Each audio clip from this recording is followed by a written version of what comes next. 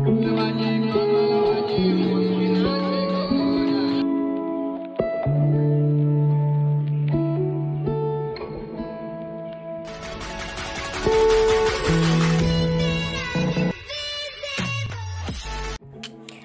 Friends, পূর্ণার পৃথিবীর নতুন আরও একটা ভিডিওতে তোমাদের সকলকে জানাই অনেক অনেক স্বাগত। আশা করি তোমরা সকলেই খুব ভালো আছো, আর আমিও খুব ভালো আছি। আর আজ হচ্ছে পয়লা বৈশাখ, তো সবাইকেই জানাই শুভ নববর্ষের অনেক অনেক প্রীতি ও শুভেচ্ছা আর ভালোবাসা। তো আজকে সকালটা এই বেগনি ভাজা দিয়েই শুরু করলাম। সকালবেলার সমস্ত কাজ তো আগে থেকেই হয়ে গিয়েছে, তারপরে আমি বেগনি ভাজতে চলে এসেছি। আর রান্নাও আগে করে নিয়েছি, কারণ সোনামা তো সকালবেলা ঘুম থেকে উঠে গেলে আর আমাকে কোনো কাজ করতে দেবে না।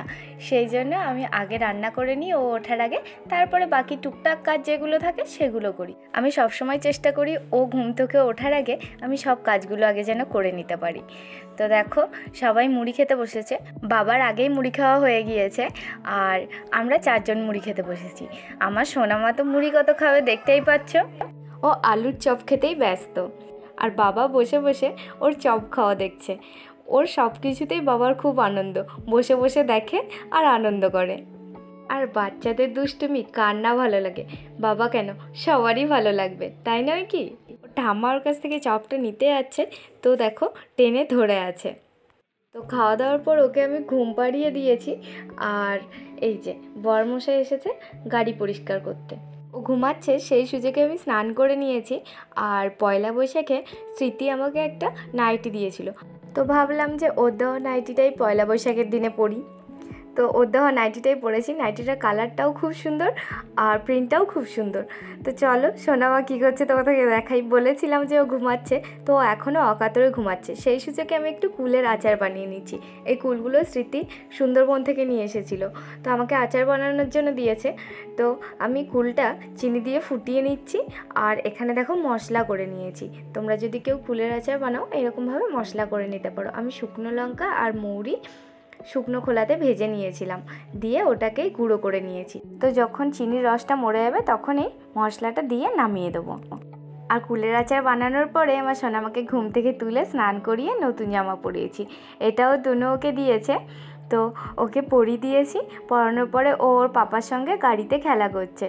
আর ওকে গাড়িতে বসালেই ও সঙ্গে সঙ্গে তেলের ট্যাঙ্কির লকটা খুলতে শুরু করবে, কারণ ওকে একবার ওর পাপা দেখিয়ে দিয়েছিল, ব্যাস ওটাই ওর কাজ।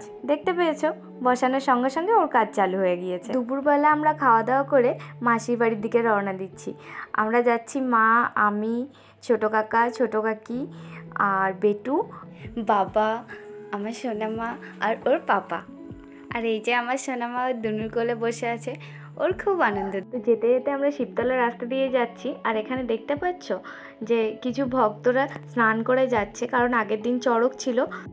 তো সেই ভিডিও তো তোমাদের সাথে শেয়ার করেছি যে আগের দিনে কত ভিড় আর আজ ফাঁকা। মানুষের জীবনটাও ঠিক সেই রকমই, কোনো দিনে আনন্দে পরিপূর্ণ, কোনো দিন আবার দুঃখ, এই নিয়েই মানুষের জীবন। এটাই আমাদের সবাইকে মেনে নিতে হবে। তো কথা বলতে বলতে অনেকটা রাস্তা চলে এসেছি। বাবা পেট্রোল পাম্পে এসেছে তেল নেওয়ার জন্য। আর এখানে বেটু কতগুলো হাঁস দেখতে পেয়েছে। এগুলো সব রাজহাঁস, আগে আমরা কেউ দেখতে পাইনি, বেটুই দেখতে পেয়েছে। আমাদের পানাগড় বাজারে কিছু কাজ ছিল, সেই জন্য আমরা বাজারে নেমেছিলাম।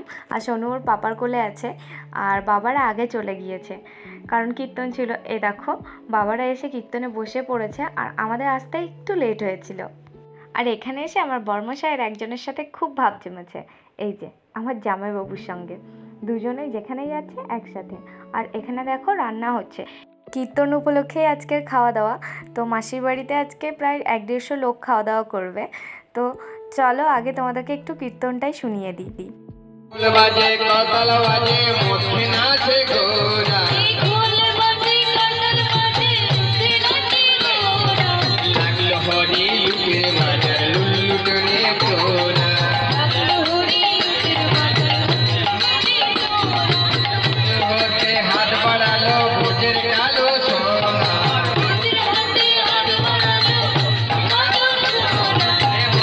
লুট হলে বাতাসা কুড়াতে কার না ভালো লাগে, আর দেখতেও কি ভালো লাগে, তাই না? আগে তো আমরা প্রচুর বাতাসা কুড়াতাম, এখন অতটাও কুড়াই না, কিন্তু দেখতে খুব ভালো লাগে। কীর্তন প্রায় শেষের দিকে, এখন খাওয়া দাওয়া শুরু হয়েছে। আর এখানে জামাইবাবু পরিবেশন করছে, আর বর্মশাইও আছে, তোমাদেরকে দেখাচ্ছি।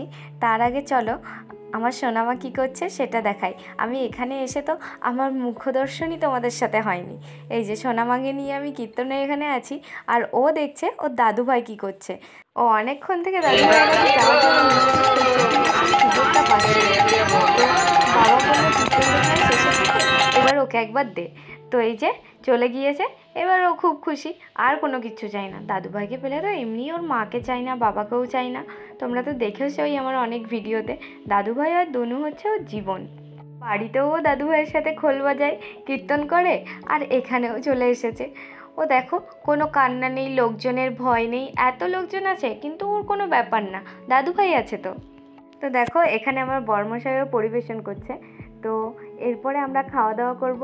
তো ভিডিওটা আজকে এই পর্যন্তই। সবাই ভালো থেকো, সুস্থ থেকো, টাটা। দেখা হবে আবার অন্য ভিডিওতে।